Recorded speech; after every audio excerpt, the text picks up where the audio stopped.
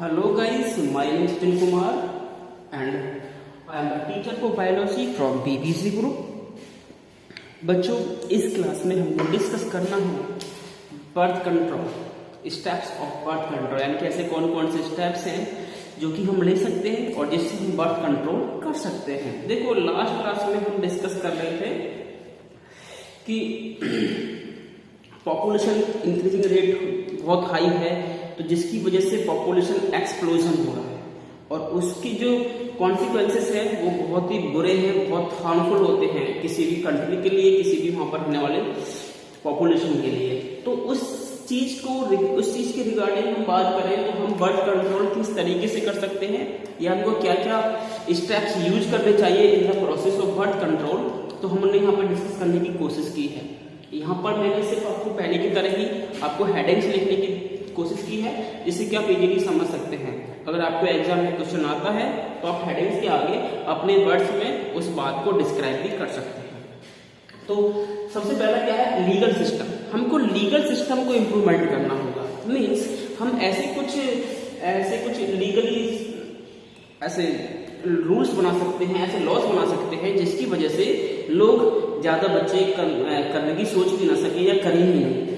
क्योंकि legal system क्या है, सबसे पहले क्या है, हमको एक तो जो अर्ली एज मैरिज है वो रोकनी पड़ेगी। उसके लिए हमारी सरकार ने ऑलरेडी एक लॉ बना रखा है जिसके अकॉर्डिंग गर्ल्स की उम्र मिनिमम 18 ईयर्स होनी चाहिए और बॉयज की उम्र है वो कम से अप्रॉक्स 21 ईयर्स होनी ही चाहिए। इससे पहले अगर आप उसको मैरिज करते हैं तो वो इलीगली माना जाता है। तो लीगल सिस्टम को हम इम्प्रूव कर सकते हैं। इसके अलावा हम कुछ और रूल्स क्रिएट कर सकते हैं, जैसे कि हम कह रहे हैं कि भाई अगर जैसे कि हमारे यूपी सरकार ने अभी कुछ दिन पहले ही हमारे मुख्यमंत्री जी ने किया है कि जो जिसके पास 2 से ज्यादा बच्चे होंगे तो उसको ना प्रायोरिटी नहीं मिलेगी इन गवर्नमेंट सेक्टर में, ना ही जॉब मिल पाएगी। अगर उसको जॉब है भी तो उसको प्रमोशन की प्रायोरिटी नहीं मिलेगी। ऐसे उसको जो अदर गवर्नमेंट सेक्टर्स में कुछ हेल्पिंग एड्स होती हैं वो उसको नहीं मिल पाएंगी। ठीक है, तो ऐसा करने से क्या होगा कि ये जो लोग बच्चे बर्थ कंट्रोल नहीं करते हैं तो उनको डीमोटिवेशन होगा, जिससे कि वो कम बच्चे पैदा करने की सोचेंगे। उसके बाद में क्या है आपका अगला है एजुकेशन सिस्टम।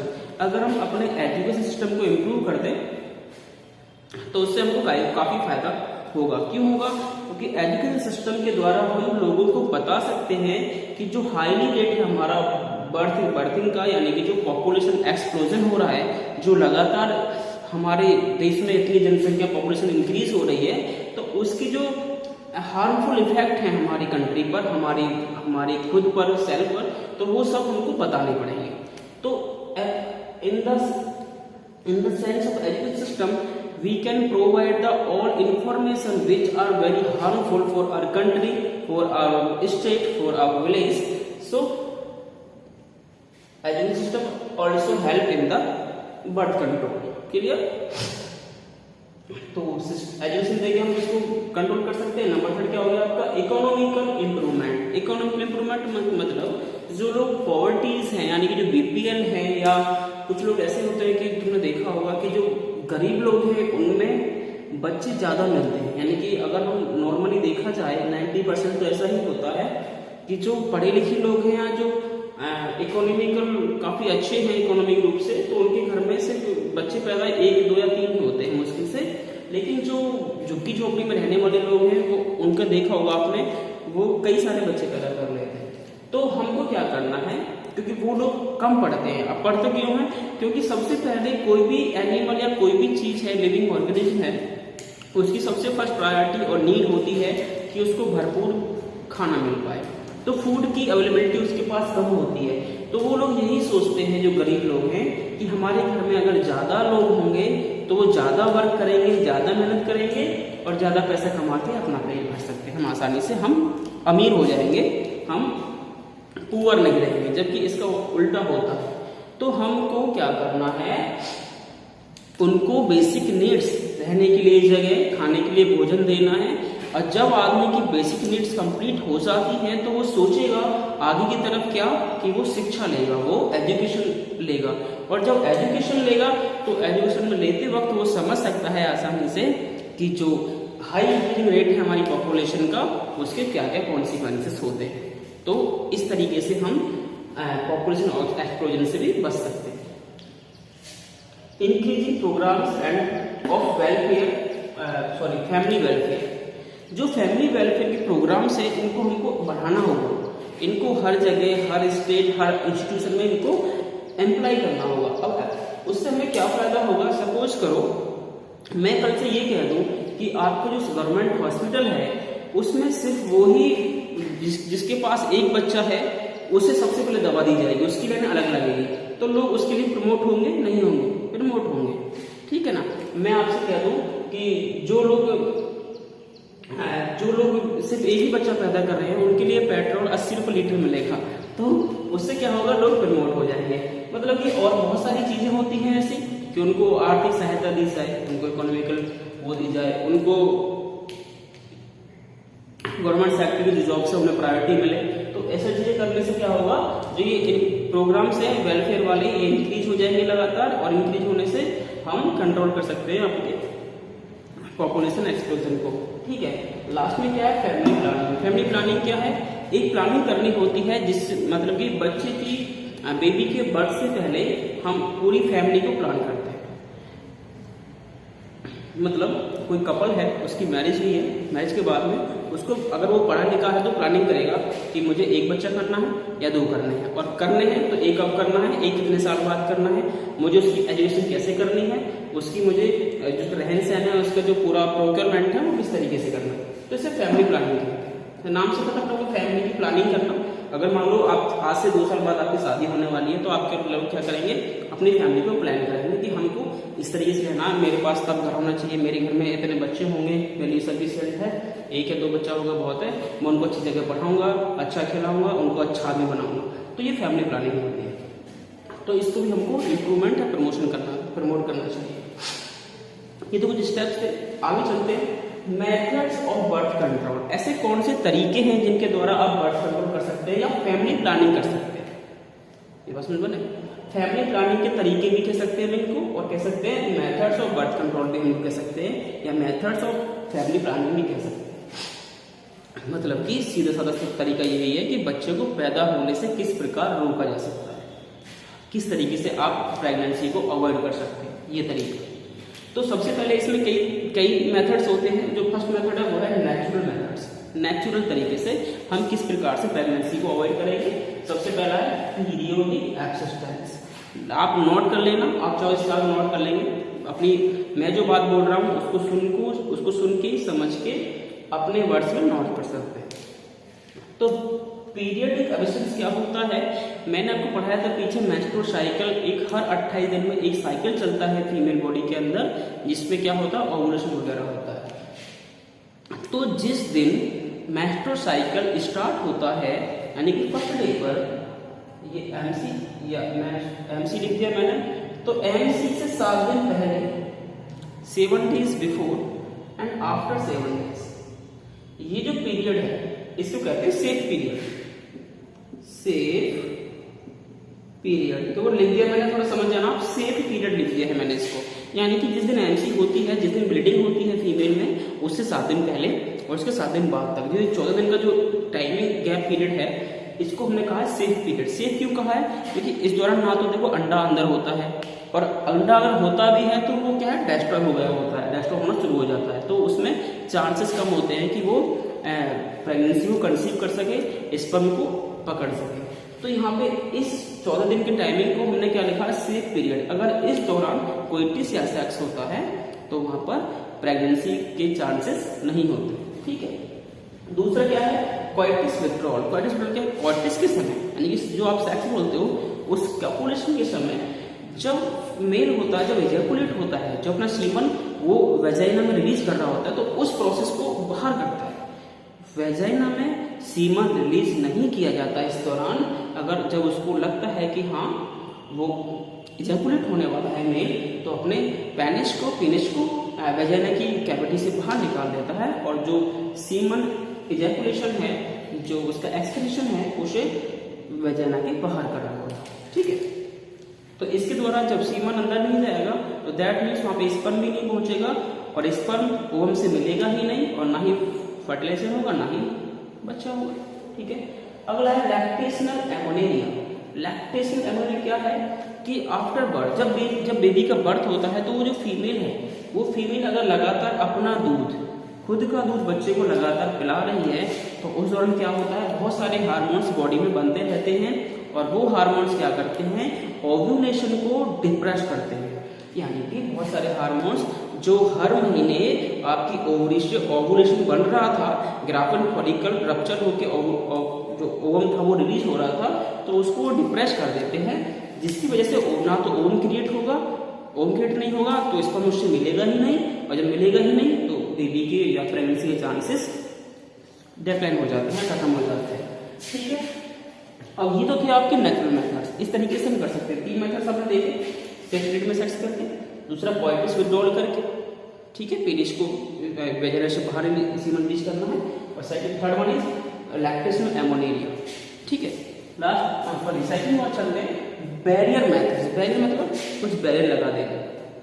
यहाँ पे सिंपल बैरियर कहाँ लगाना है, आपको ये बात दिमाग में रखनी है कि बैरियर जो लगाना है वो मेल गैमेट यानी कि स्पर्म और फीमेल गैमेट ओवम के बीच में लगाना है, क्योंकि अगर ये दोनों मिल ही नहीं पाएंगे तो मतलब फर्टिलाइजेशन नहीं होगा, और नहीं होगा तो मतलब प्रेगनेंसी के चांस अवॉइड हो जाते हैं।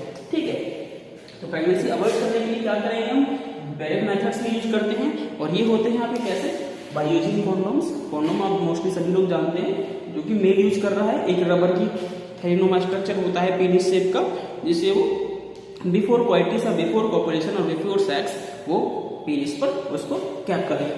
ठीक है, नेक्स्ट डायफ्राम हो गया। डायफ्राम एक ऐसी स्ट्रक्चर होता है जो कि फीमेल अपनी सर्विक्स पर अप्लाई कर देती है। सर्वाइकल कैप्स हो गए, कैप होता है, ये भी एक गोली कटोरी के नुमा रचना होती है, स्ट्रक्चर होता है जो कि फीमेल अपने सर्वाइकल पर अटैच कर लेती है। वेजाइनल पाउच होते हैं, पाउच मतलब इसको फीमेल कॉन्डोम भी कहते हैं।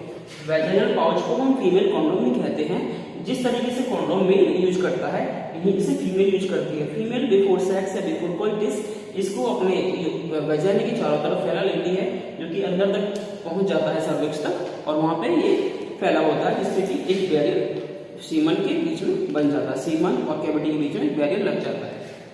अगला क्या है, स्पर्मिसाइडल जेली। स्पर्मिसाइडल, देखो साइडल वर्ड का मीन्स क्या होता है, जहां पे साइडल वर्ड लगा होगा मीन्स किलिंग का इसमें से सेंस आता है, यानी कि स्पर्म को किल करने वाली चीज।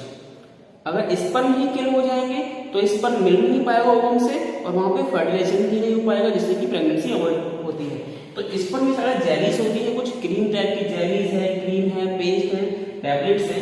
ये कुछ ऐसे केमिकल होते हैं या जिनके द्वारा हम इनको अप्लाई कर देते हैं बिफोर सेक्स, बिफोर कोइटिस, और जब उसमें इजैकुलेशन होता है सीमन का तो वहां पर उसमें जो स्पर्म्स होते हैं वो किल कर दिए जाते हैं। ठीक है, तो जिसकी वजह से प्रेगनेंसी अवॉइड हो जाती है।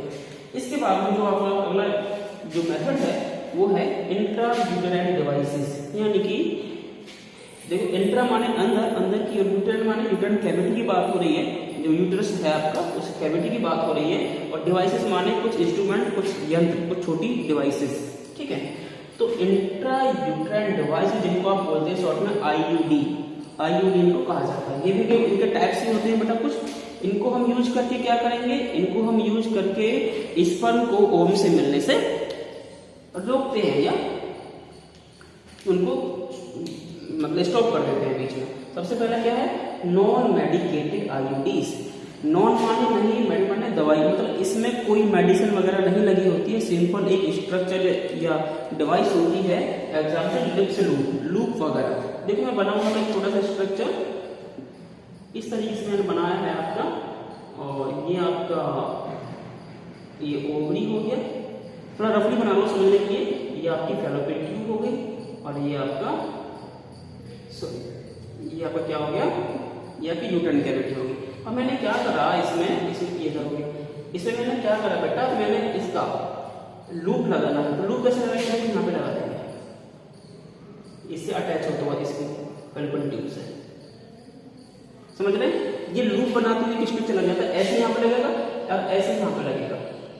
तो इसमें होगा क्या, अगर स्पर्म जैसे यहाँ पे इजैकुलेशन हुआ सीमन का, तो स्पर्म यहाँ से जाएगा तो यहाँ पे अटक सकता है, अगर यहाँ से निकल गया तो यहाँ अटक जाएगा, यहाँ से यहाँ, मतलब कहीं ना कहीं इसको स्टॉप होना ही पड़ेगा। और यहाँ पे जो ओवम है, ये यहाँ से जो ओवम यहाँ पहुँचता है फैलोपियन ट्यूब में, इससे और स्पर्म जो फ्यूजन है वो नहीं हो पाता, जिससे कि प्रेगनेंसी अवॉइड हो जाती है। तो इसे लूप कहते हैं, ठीक है? समझ पाए ऐसा स्ट्रक्चर? ये सब जो डिवाइसेस हैं, इनको लगाने का काम बेटा कोई प्रोफेशनल एक्सपर्ट डॉक्टर होती है, वही इनको लगाती है, आम आदमी इनको नहीं लगाता, ठीक है? समझ पाए? इसके बाद में अगला क्या है, कॉपर रिलीजिंग आयोडीन। कॉपर समझते हैं आप, कॉपर क्या होता है, एक तरह से स्पर्म सैडल की तरह ही काम करता है, मतलब ये स्पर्म को किल कर सकता है। तो कॉपर रिलीजिंग आयोडीन, जैसे कि कॉपर टी मल्टीनोड, आपने नाम सुना होगा, कॉपर टी लगी हुई है, मल्टीनोड लगी हुई है। ये क्या होता है, देखो वही सेम बना रहा हूं मैं आपको, ठीक है? कॉपर टी मतलब टी वर्ड से समझो, टी मैंने ऐसे लगा दिया, ये टी बन गया, ये बन गया टी, ऐसे लगा दिया। और ये कॉपर की बनी होती है, किसकी? कॉपर की बनी होती है। और कॉपर क्या होता है, अगर यहाँ पे सीमन रीच होगा तो स्पर्म जाएंगे, और कॉपर के टच में आने पर, कॉपर के तो प्रेजेंस में, ये सीमन के में प्रेजेंट जो है आपके स्पर्म, ये सारे के सारे किल हो जाते हैं, ठीक है? और साथ ही साथ में ये एक जगह भी बना रही है यहाँ पे, स्पर्म यहाँ से निकल के इधर नहीं जा सकते, ठीक है? ये प्रॉपर्टी हो गया। मल्टीनोड भी ऐसे ही होता है, उसमें कई सारे लूप्स होते हैं। अगला है आपका हार्मोन रिलीजिंग आयोडीज। आपको नाम से पता पड़ रहा है कि ये ऐसी डिवाइसेस होती हैं जिनसे हार्मोन्स रिलीज होता है। तो कुछ हार्मोन्स ऐसे होते हैं जो कि प्रेगनेंसी को अवॉइड करने का काम करते हैं। Example progesterone. इसमें क्या है, प्रोजेस्टेरोन हार्मोन है जो कि लगातार क्या करता है, आपकी यूट्राइन कैविटी की वॉल को और ओव्यूलेशन को डिप्रेस करता रहता है। LNG-20, इसका फुल फॉर्म क्या है, लीवोनोर्जेस्टेरोल 20 का मीन्स क्या है, यानी कि पर डे इसमें से ये हार्मोन जो है लीवोनोर्जेस्टेरोल 20 mg रिलीज होता है, ठीक है? तो ये आप एग्जांपल इसके ले सकते हैं। तो आज हमने क्या देखा, बर्थ कंट्रोल के स्टेप्स। ये स्टेप्स अगर हम फॉलो करेंगे तो काफी हद तक हम बर्थ कंट्रोल कर सकते हैं। कुछ इसके मेथड्स हम अपनाएंगे। पहला नेचुरल मेथड्स 3 तरह के हैं। Second ballet methods, using condoms, vaginal pouch, jellies वगैरह यूज करके हम आसानी से बर्थ कंट्रोल कर सकते हैं। और number 3 one is intra uterine devices. तो आईयूडीज का यूज करके भी हम बर्थ कंट्रोल कर सकते हैं बेटा। अगर कोई दिक्कत हो तो बेटा आप मुझे कॉलेज आकर पूछ सकते हैं। Thank you.